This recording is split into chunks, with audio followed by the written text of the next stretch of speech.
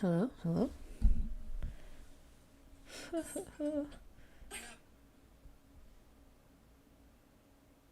uh, is it working? Oh, I think it is. Okay. Then give me one moment. I'm gonna change that.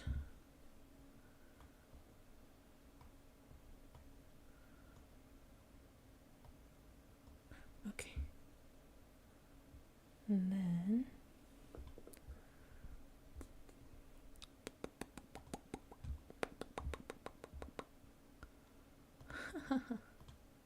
okay. Avallorium analysis by me, because I am insane with all the lore crumbs that they give to us at all times. So, if we start from the beginning, our table of contents will go over the summary of lore, which means going over the lore videos and including Roscoe's timeline of lore that he's given us in lives. Reviewing the crumbs, which is looking at all the videos and tweets that were dropped with no explanation whatsoever. And then lastly, a lyric analysis because I wanted to be more insane. Also, Roscoe mentioned the song on stream the other day. He didn't say it was connected to lore, but again, I'm crazy, so we decided to connect it anyways. So, if we start from the beginning, we have their lore videos. For summary, in their lore videos, we see a little bit of each boy and their history on how they came to look for Avallum. We also see a bit of their personalities and what their driving motivation seems to be, like Zanny and his family and wanting to make them mad and stealing the crystal, etc., etc. Avallum itself is explained to be a place that grants wishes, and there's 5 different crystals that can guide a person to this place. Each of the boys have obtained one through some kind of means, even though some of them we don't know quite where they got it from. Ooh, I'm talking fast. Starting with Gale, his lore video starts with the line, "Years of my life on the sea chasing this myth," and he's still looking for Avallum. We don't know where he got the crystal. It's clear that he's been searching for Avallum for years, and during the lore video, he's still looking for leads, and he's looking for other people to join him. In the lore video, we see that he has put up posters looking for adventurers, which is how he meets Cass. Cass's lore video starts with him as a child and talking about the legends of Avallum. This is where we get that first explanation of what Avallum is and how the crystals will help them get there. He also mentions that he was the most gifted in his village, which is why he's the one who ends up with the crystal in terms of protecting it. And he was told that he should go and get help from humans to actually find Avallum, which is where we get the quote, "Staying would earn me no glory, no power. If leaving is what makes me stronger, so be it." So he ends up going to search for Avallum despite the fact that he doesn't really like humans to begin with. Next, we have Lucien. Lucien starts with, "Avallum, I will find you and I will ask you to grant my wish so I may finally live my life in peace." Here in his lore video, we see him talking with his friend as a child, and that's how he learns about Avallum, as well as his friend is the one who tells him about the crystal, and they make plans to go together, and Lucien swears that he's going to go find Avallum and then he'll come back for his friend and take his friend with him, and that they'll both get their wishes granted. However, as we see in the lore video, tragedy strikes and the friend dies. After that, he's invited by Gale and Cass to join them looking for Avallum. Now, what I found interesting in Lucy's lore video is that Gale mentions that they're strong enough, they being Cass and Gale, they're strong enough to protect themselves and that they can protect Lucy himself. So I think this might have something to do with his curse, since Lucy is convinced that his curse brings harm to others. So I think this might have been a way of reassuring him, like, you can still come with us and your curse won't affect us, but that's just one of my theories. Next, we have Zanny. And Zanny gives us a bit more about how powerful these crystals actually seem to be. He explains that demons waged war over just one piece of this crystal for years. He also decides to take the crystal because it would piss his family off, even if it was meant that he wouldn't be able to come back home. So he says it was something to do, and it was something that would promise me the power I desired. In his lore video, it's also interesting because you see that Zanny has actually met each of the boys, and you see different scenes of where and how he met and saw them. And then when they're all together, he claims that he can lead them all to Avallum. In the end of Zanny's lore video, we see that they do make it to Avallum. Zanny explains Avallum is the place where realities touch, making the barrier between them the thinnest, and we see that they're in this kind of mystical place, and if you look closely, all of the crystals that they have are either glowing or floating as if it's reacting to something. And then last but not least, we have Rosco. And Rosco's lore video starts with him being in an arcade. And the arcade machine that he's playing with is glitching. So he's all like, man, what's wrong with this thing? Is it this? And then he sticks his crystal into the arcade machine because that's a normal response. And then all of a sudden we start getting flashbacks. We see that Rosco has been experimented on. We see that the crystal is something that he takes and runs away with. And it is literally his heart. He's confirmed that. And then as he's running away, we see an image of his falling. And this is probably when he's getting isekai'd. The arcade machine glitches, he uses his crystal to try to make it work, and that somehow isekais the other boys to join him. And then he joins them in searching for Avallum, whether it's because their wishes haven't been granted, or because they think there's something more to Avallum, or whatever. That's how his lore video ends. Now, Rosco has given us a timeline multiple times in his streams. The first time he talked about it was during one of his Minecraft streams. The second time was during the supermarket simulator just a couple days ago. He claims that he first got isekai'd by lightning, and then Gale starts looking for the other crystals. After that, the rest of the gang gets together to look for Avallum, and they find Avallum, and then Rosco triggers some kind of dimension warping and brings them to where he is, which is how they end up at his arcade. Now, that's like all of the canon lore that we've gotten officially, technically. However, we have a lot of crumbs. Multiples of them have dropped either tweets about their lore or said random things on stream.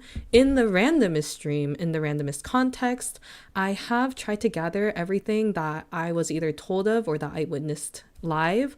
But if I'm missing something, please feel free to reach out on Twitter and tell me more, because I love lore. Starting with January 31st, during Gale's monetization celebration stream, Gale speaks about what Avallum actually is. At this point, someone asks him, what is Avallum? And Gale responds with, it's a place, not a thing. And a couple of quotes. He says, Avallum's what all of us desire. This is what we've all wanted. He also calls Avallum a monkey's paw. It gave them what they wanted, but it wasn't exactly what they expected, and it wasn't exactly what they were wishing for. But he claims that it brought them here because he thinks that deep down this is what they wanted. And that's what the video says. If you want to see the whole video, it is pinned to my Twitter profile. You can see it there. Now, the fun thing is that he calls it monkey's paw. And as someone who has studied a lot of English, that really stood out to me because A Monkey's Paw is from a story by W.W. Jacobs. It is a horror story. And in the story, it's something that can grant 3 wishes. However, it also brings punishment for messing with fate. So when they make a wish, something bad happens whenever the wish is granted, because you're doing something you're not supposed to be. Basically, you're doing something taboo. In the story, the main characters wish for money and they get it, but their son dies as a consequence. The reason why I ended up including this in the slides as well is because Gale's not the only one who's mentioned monkey's paw. Rosco has also mentioned the monkey's paw in one of his Minecraft streams. And this is what they keep referring to when they talk about Avallum. Another reason why it feels interesting is because monkey's paw has to do with punishment that comes from messing for fate, and we have their original song, Crossing Fates. I feel like we're going to get something more with this later. But again, personal theories. In February 13th, Gale makes a tweet with no explanation, has not referred to it as far as I know. I think it's some kind of excerpt from a journal or some kind of book of myths. He does say that it's a verse from tattered parchment found aboard an abandoned vessel within redacted sea. And of course that's redacted. However, it's also uploaded with a picture of his crystal. So personally, I think it might be hinting to how Gale was led to his crystal. Like maybe that was the riches or the treasure that he found below within the Leviathan's nest. But again, he has not referenced this again. He has not made any explanation, and it drives me crazy. On February 16th through 24th, Rosco reveals his 3 personalities for the first time. Now, at first, when he dropped the first one, which is this one with the scroll of too early, I have so much to do, no one knew what was happening. And we all joked that it was Mane-san just complaining about having too much to do. But then we got this other tweet, and this one was made with the crown. They don't know what's good for them. And lastly, we had the shield. No one will hurt you. We still didn't really know what was happening, but then some genius, I don't remember who the first person to bring it up was, but someone brought up Soldier, Poet, and King song. If you don't know it, it's just a fun song about predicting that a soldier and a poet and a king are going to come along and stuff like that. I do recommend going to listen to it because at this point, it's almost highly certain that it's actually related to his lore. So once we realize that this song exists and the emojis that he's using kind of, line up with the song, everyone lost their minds. And this is where I'd like to point out that Rosco is not actually a zombie. He's a flesh golem. I think this is important. And I'll talk more about that later. February 20th, Rosco drops a lore voiceover in the middle of Pizza Tower. I think I actually got this from Steph, so thank you, Steph. My personal theory, this is a memory from Scroll. Why? Because it talks about death and whether or not humans can become free of death. Fun note, read it as this makes me insane. Specifically, words used that really stood out to me in this specific voiceover were fate and stagnation. And it will all connect later, I swear.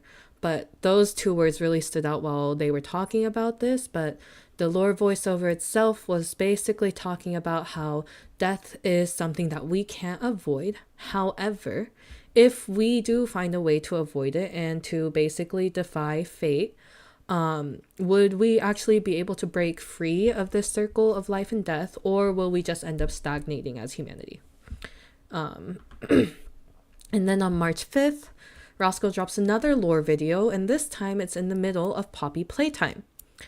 Theory? These videos that he's dropping are memories of the personalities. And why? Because Rosco quote retweeted the video with the crown emoji, which we know is one of the personalities.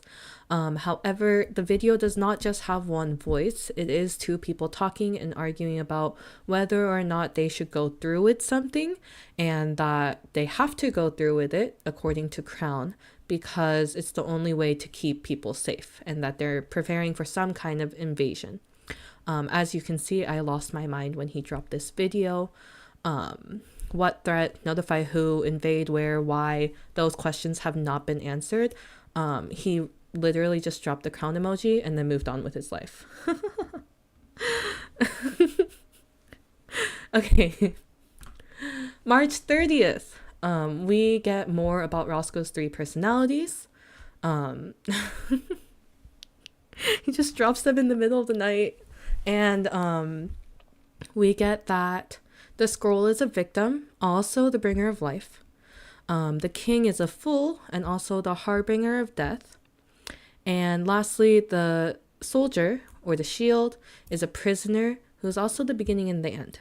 It still does not answer many questions, but at least we're starting to see more of how they fit in with each other and what kind of personalities they had.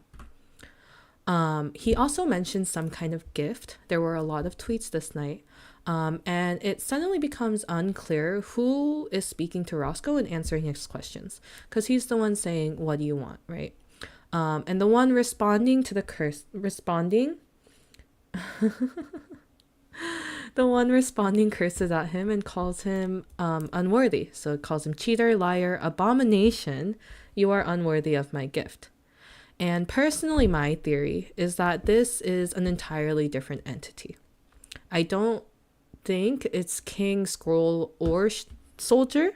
I think it could possibly be something that got triggered or summoned by those other threes. And I also think it might be housed in the crystal originally, since that's his heart. Part of the reason why is because after that, he also tweets Morimer. Now, Morimer itself is not a word. However, when you do look it up in Google, you end up getting Mortimer. And if you look at the word Mortimer in Wikipedia, now this is probably me reaching a bit too far, but in Wikipedia it says this word is only attested to northwestern France and of Frankish or Saxon origin, Mari, meaning lake, and then mort, meaning dead, is also quite common to mean stagnant, which stood out to me because the word stagnant makes a reappearance, because stagnant has come out before. Imagine he misspelled his lore tweet. Dude, if he just misspelled it, I would... Anyways, I would lose it. But yeah, the word stagnant makes a reappearance, which is what caught my eye when I was looking up Morimer and trying to figure out what the heck this meant. Because in our previous Pizza Tower video, we saw that stagnation was one of the themes that they were messing around with.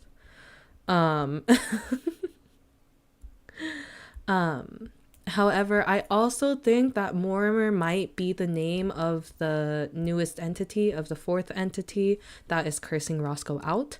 But again, those are all theories. So the word might have something to do with the one yelling at him and calling unworthy, but all theories. Hey guys, remember this? Yeah, I meant Mortimer. Oh gosh, if that happens, I'm gonna yell at him. He's gonna be shamed. Okay, April 3rd. This was just a couple days ago, so if you were there for Roscoe's Sashingo stream, where it actually wasn't, quote unquote, wasn't Rosco, it was Cherkun. Cherkun claims that something has escaped. Now, if you don't know Cherkun is one of Roscoe's weird voices and apparently their own entity. We hear Cherkun on stream sometimes. It's a fun time, always. Haha. Rosco hears this and then he tells everyone to be careful and then quote unquote ends the stream and is quote unquote accidentally unmuted. He reveals that there were many other experiments, including a chimera. Now, chimeras, if you know, originate from Greek mythology. I believe it has to do with like a fire-breathing lion with the wings of an eagle, all that fun stuff. However, in fantasy genre lately, they have also been used to describe any mythical being or creature that's created with different animal parts. So the chimera could be the one from Greek mythology, or it could just hint at any kind of experiment that they were either found or doing. He also reveals that it's not the first time an experiment has escaped and drops that Lucy's crystal has been used to explode an experiment before. The next day, he also reveals that he's experimenting. So during the supermarket simulator stream, he's also experimenting to find out what power his crystal actually has. Okay. On April 2nd,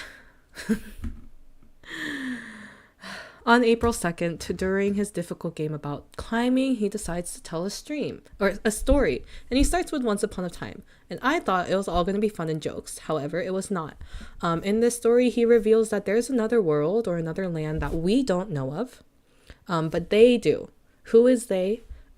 He doesn't say, right? At first, I thought he was talking about Avallum. I'm pretty sure it is not Avallum, because he starts telling us a bit about the soldier. The soldier was invincible, could not be killed, but killed a lot. almost went insane from that, but was held together by his daughter. But she was sick and then she died. Now, my theory, again, I believe it's not Rosco himself telling the story, which is why it's not Avallum that knows of this other land. However, my theory is that it's the king who's telling the story. It could be any of the three entities, whether it's the scroll, the king, or the soldier. The reason why I think it's the king is because of the way the story is told. He seems a bit too detached and objective about it, and the soldier obviously wouldn't be that way because it's his daughter that died. And from what we know of the scholar, which we'll go into more in a moment, they seem a bit more compassionate than that. The king, whoever's telling the story, also says the land is still quote unquote fresh to us, or like we still remember it as if it were yesterday, hinting that it's one of the three people, but talking about themselves as a collective. We also learned that the soldier did everything he could to help the sick daughter with the riches that he earned for his services to the kingdom, but he still failed. Theory continued. I think that the soldier is the reason why the three people meet. Personally, this story sounds like an explanation on why they met and how they started researching life and death, but he never finished the story because he made the jump and he said story time was over. When I say I wanted to yeet him into the water again during that stream, I'm not joking. April 2nd, our insanity continues.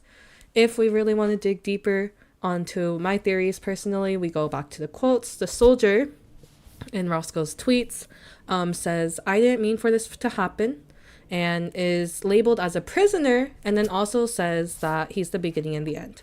The third quote feels the most important because with the reveal of the story, if we want to tie the two together, it means the soldier started everything, right? It also means the soldier has to be the one to end everything. It also means, personally, I think that everything started from the heart of a grieving father, right? The reason why I focus on the third quote there is because when we got the beginning and the end, it was not as clear or concise as the other two.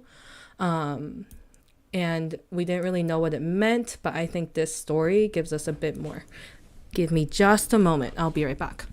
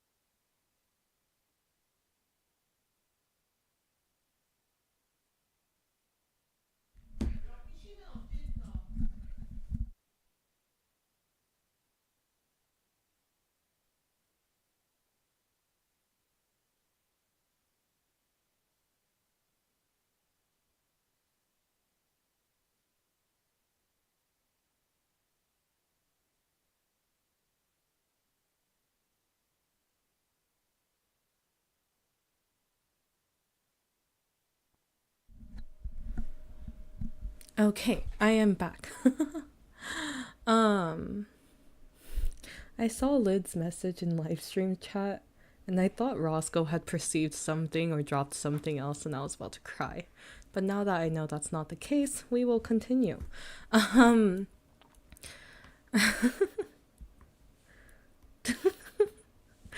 I'm not dead. I'm still here. Okay. Moving on. We've got the king, who says that this was the only way. He's also labeled as a fool, and he's called the harbinger of death. Now, my brain focuses on this was the only way. In the Poppy Playtime clip that was dropped, the king seems very demanding and is convinced that his way is the only way. However, he's also called a fool and the harbinger of death, or a bringer of death.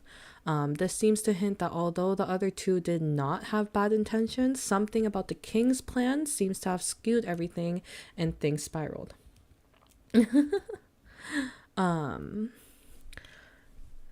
Oh yeah, this has happened twice now. But yeah, so there's that. Especially when we look into the scholar or poet. I say poet because of the song, but I say scholar because of what we've known about him and how he's looking into life and death. His quotes were, "I only wanted to help." He's labeled as a victim and also labeled as the bringer of life. This entity says that they were trying to help with something, like they had good intentions with trying to help the soldier. Instead, somehow they fell victim to, I think, whatever the king was planning separately. Also called the bringer of life, and this might be connected with helping the soldier with his daughter, possibly with his daughter's death, because in the climbing stream, we do hear that Rosco is about to continue the story of what the soldier does after the death of his daughter, but then gets cut off. So then, if we try to connect all three together, the theory, king is greedy. Why? King is seen telling someone to prepare for battle. This was the only way. Very stubborn and determined about something, even if we don't know what at the moment. Another theory, scholar is altruistic. Why? Scholar is seen being excited, talking about cycles of life and death. It doesn't seem like they have malicious plans with anything. He's just actually really talking about something he's passionate about. And he says he only wanted to help. He's described as a victim, which is really different from what the soldier and the king are called. And lastly, theory about the soldier. He's the soldier who's grieving and taken advantage of. We know that his precious daughter has died and that he wanted to do something about it. He's called a prisoner and claims that he doesn't mean for any of this to happen, which leads me to think that he's either manipulated by the king, possibly promised something in return for service, or whatever it is. Okay. Now, this one was also something that was dropped randomly. I got this clip from Hanini, so shout out to them. Zanny does tell us a story of how he lost his wing. It happened after he had already stolen the crystal from his parents, and he explains that as when he was younger and he had run away, he was spoiled and he didn't know how to do anything for himself because he hadn't done anything for himself. He hadn't needed to. And then he fell in love with someone who was a succubus, and they had a passionate romance which also attracted unwanted attention. Meaning that the holier people noticed how much chaos they were wreaking, and then came after them. And then he claims that his wing was cut off by the sword of Damocles when he was trying to protect his lover. This was when he realized that he had to protect those he loved and make sure that no one he cared for could ever get hurt again. But his desire to protect her created a cage and smothered their love, and so she ends up disappearing. She leaves a note and then she leaves. And this makes him realize that he needed to take everything as his own. And this is how Club Netherbrand became his true love. Now, the part that stood out to me is he just doesn't say it's just any sword or holy sword or whatever. He calls it the sword of Damocles, which originates from a Greek myth where a king's servant says he's jealous of how much wealth and power the king has. And the king offers his seat at the table to his servant. However, halfway through the meal, Damocles realizes that there's a sword hanging by a thread above his head. He begs to be let back to his normal seat, but the king's like, no, you said you wanted to be king, so you should experience what it's actually like. So the entire meal, he's not able to, or during the feast and the celebration, he's not able to fully enjoy himself because there's a sword that could fall at any moment. The moral of the story: with great power comes not only responsibility, but also much danger and threats from the people wanting to take your place. It's a very interesting sword to mention when he's talking about how he saved his lover, especially when we take into account that Zanny frequently mentions wanting to take over the world and rule the world and promising us a place in it. You can see that in his first ASMR streams, and he said it in a couple other streams as well. So that was just a fun little thing he threw in there. If it has no significance, ignore everything I said in the past 5 minutes. On February 20th, Lucien told us that he doesn't drink blood. Our favorite vampire revealed that he instead gains sustenance from souls and explains that souls taste like water to him, but it's not something he wants to do. I think this quote is non-verbatim, but what he said was, I don't want to do these things. The catastrophes and stuff are not things I choose. I also have memory loss, so all I have are like flashbacks and stuff like that. His curse seems to be something that brings misfortune to those around him. He seemed to hint at that during his Press the Button stream, where it had to do with like radiation and being like either constantly exposed to radiation or constantly be exposing the people around him to radiation. And he's like, oh, that's kind of how my curse works. And then he just moved on, because of course he did. He also has claimed that the black thing on his skin is not goo. We have not yet gotten an explanation on what it is. He's also told us that he has not been in direct sunlight and usually goes out with veil sama or with an umbrella. On April 1st, he gave us a stream about what is a lunarist, right? Lucy again says that eating and consuming are two different things.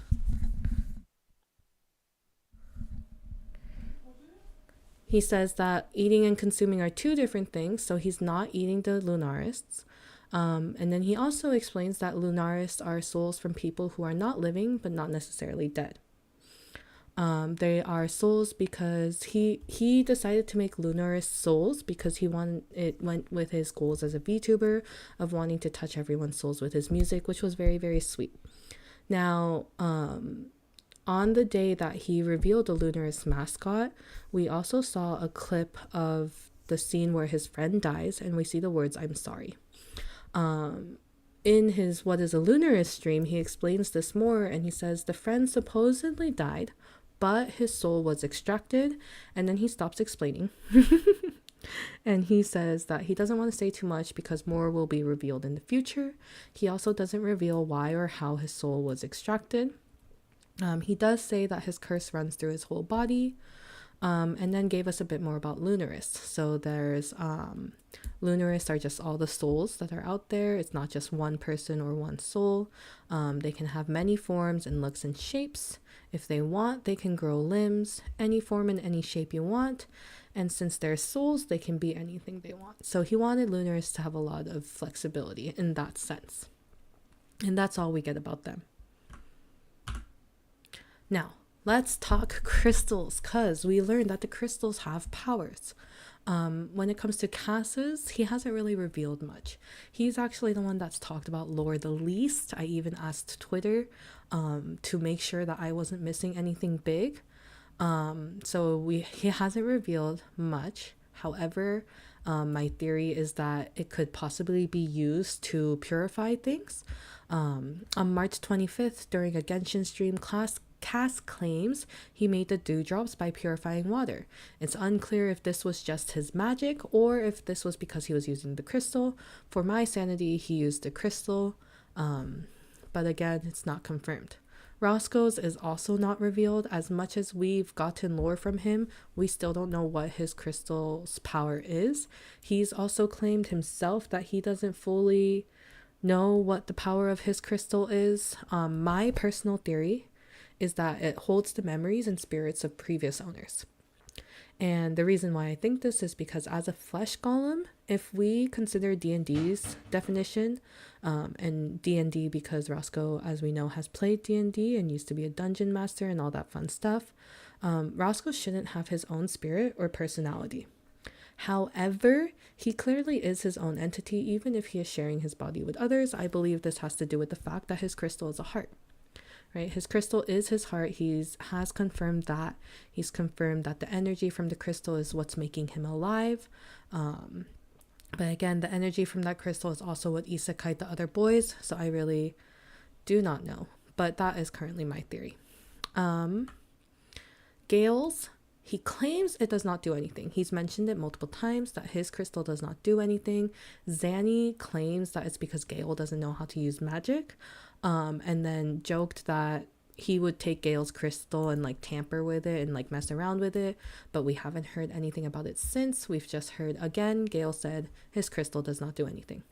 Now, on the other hand, Lucy says that his crystal, or Lucy has not talked about his crystal, but Roscoe's the one who revealed that Lucy's crystal has been used to explode things. Does it do anything else? I have no idea. That's all we got. And then lastly, Zanny has revealed that his crystal has been used to create the space of Club Netherbrand, which is revealed to not be in this world, but instead is in its own dimension. He also says he can only use magic through the crystal. During their collab today, Zanny and Gale talk about the Zanny's crystal again, and Gale suggests, seemingly as a joke, that Zanny should use his crystal and use his magic to try translating a document. So that is either something that Zanny can do with the crystal's magic or with his own magic, with the crystal as a medium, or it was just a joke and they like to drive us crazy. Lastly, the boys themselves, Rosco has talked about their theory on the crystals. And Rosco said that they think the crystals have some kind of power or inherent will to be reunited with each other, and this may have influenced the boys meeting and finding each other because everything seems too smooth to just be a coincidence. So he said that they think the crystals themselves try to find each other and try to get reunited, although this is not confirmed on anyone's end, apparently. Okay, and then lastly, we have our song analysis. On Crossing Fates, this was the original group song that they released when they debuted. It is a banger, and I love it, but it also drives me insane. The song starts off with Cass, and he says, building up all my energy, making my dream a reality, it's not a game anymore. The part that stuck out to me was it's not a game anymore, because at the beginning of his lore video he does talk a lot about how he just wants to become stronger or better or like more glory. And so when he says it's not a game anymore, I feel like he's talking about how he's not just looking to get stronger or looking for fame anymore. Instead, he has a bigger dream that he's working on that requires more energy, which is the first two lines there. Now Lucy's part, you can see it there. He mentions the set of eyes, and personally that makes me think that maybe he's thinking about his dead friend, and like the set of eyes is like the guilt of his dead friend, especially since we know that his dead friend is a soul that was extracted, not just a soul that passed on. And so I think the thing that he's saying he's going to end, or the thing he's not running away from, could be the promise to find Avallum, because that's what he started with his friend. In terms of not reading to regret, he's determined to make sure what he wants to get, that he'll get what he wants.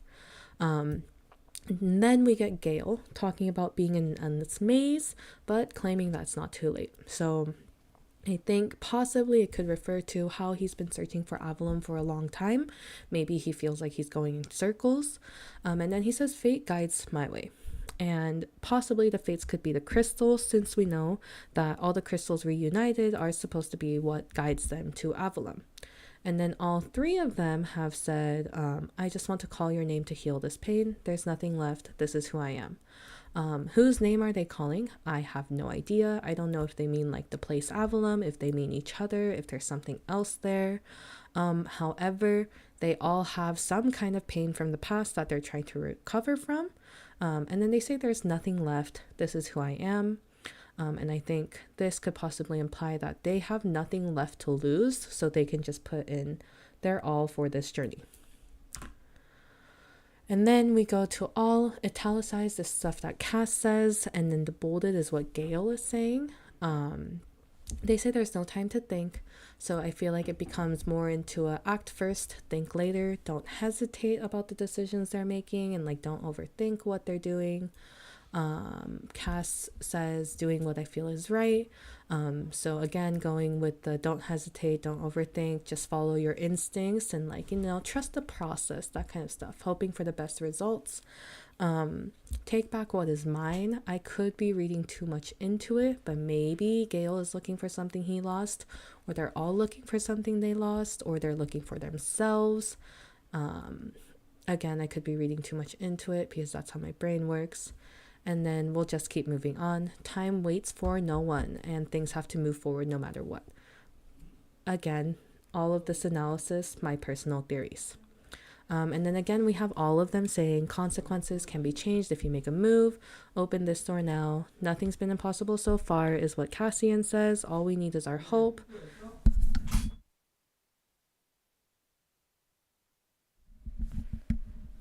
The part that sticks out to me, why are they using the words consequences? Again, I feel like this is referring back to the monkey's paw story, where they get consequences for making wishes. But maybe the song is also referring to saying that those consequences can be changed if you actually make a move to do something about them. In terms of opening the door, maybe it's to take the next step in the journey. And then all we need is our hope. If they have enough hope, determination, that can change the consequences. That's where I'm at mentally. And then we have Roscoe's rap, which has been confirmed that he wrote this himself. Whether he did it with lore in mind or something else in mind, blah, blah, blah, blah, blah, we don't know. However, in terms of being in fog or being lost, possibly could be referring to the different people in him, since we know that he does have sometimes gets gaps in his memories because of these different entities in him, or it could also be referring to when he was stuck in experiments. And then I think the cloudy skies could also be referring to when he was locked away and when he was stuck in those experiments. And then fading away, I feel like, because he's talking about the clouds fading away, referring to maybe when he escaped and started forging his own path. And then he also says, can't recall the plans we made. So this could either be from the fact that different people are messing with his memories, or he's just trying to remember stuff from before the experiments. Not entirely sure what's happening there. However, he does say that the past isn't holding him down or anything, so he's determined to live his own life and not be changed down by the other entities or whatever history they have. And then we get Zanny and Gale talking about looking for their future, and taking control of their own lives, I feel like, and pursuing their desires. They also say, it's too late to go back, those words I've been waiting for. I feel like this is referring to encouragement they needed to move forward instead of hesitating or overthinking what it might lead to. And then it goes back to Lucy, Cass, and Gale. It's a bit of a repeat in lyrics. So again, who did they make a promise to? Are they referring to each other? Or is it only about Lucy and the promise he made to his friend? If it is to each other, what promise did they make? Is it finding Avallum? Something else? And then change is happening, but there's more at stake. So it now hints that there's something to lose, but we don't know what it is. We don't know what's on the line. And then we've got Rosco, Cass, Gale, and Lucy in order with the next 4 lines. Again, there's the no time to blink. Before we had no time to think. I feel like, again, it's telling themselves not to hesitate, or they possibly triggered something bigger by finding Avallum. But with going what their hearts decide, still following their personal desires. Interesting part is when they say make this story right, because when did it go wrong? What's wrong? What needs to be changed to make things right? Just an interesting choice of words there. And they say they'll keep working on making that story right. Cass then we get Cass and Zander, and then Lucy, and then Zander and Gale. And this again seems to go into encouraging each other to just live in the moment and like not being held back by the past. They also say unstoppable, and it's either because they're working together towards a common goal and they have each other, or it's their individual determination. Not sure which one they're going towards. And then they say what we need is, and then that's when that verse ends. The question is, what do they need? Later on, they have the same line and they say that they need hope. So they could be referring to the same thing, or could be something else. And then we get our next verse, where they're chasing things until the story comes to an end. So again, what are they chasing? Is it their wishes, dreams, desires, something else entirely? But then everything is fake. So claims of either people that think Avallum isn't real, possibly, because it says that it's claims that desperate people make. So it doesn't seem to be the fact that people are talking. Zanny starts talking, and he says that you shouldn't stand in your own way, basically. And so having that message of enough struggles have been had, don't be your own enemy, and don't stop yourself from trying to achieve your dreams. Fun little message there, very sweet of them. And then again, we have all Cass and Gale going with the whole don't hesitate. If we're thinking about the other lyrics in the song, I think it's like don't hesitate or be your own enemy or standing in your own way for stuff. But I still don't know what they're taking back. It could be control of their lives or their decisions or emotions or something else entirely. And then we end again with the chorus. As my interpretation, as long as they have hope and the willingness to try and change things, then fate is not set in stone. I think that's what they're mainly going for, with the consequences can be changed and nothing's been impossible so far. All we need is our hope. And that's where I'm at with lore analysis. That is the end of my presentation. I have no more slides. But thank you everyone to coming by, and thank you for anyone who's watching this video later. Special shout out to Lyd for sitting with me for 3 hours as I made this slideshow and lost my mind over lore. And I'm gonna post this slideshow on Twitter, so if you want to take a look at it yourself, feel free to do so. Only took us 46 minutes. Yeah. Okay. Anyways, that's it for today. Thanks for coming by. Bye bye.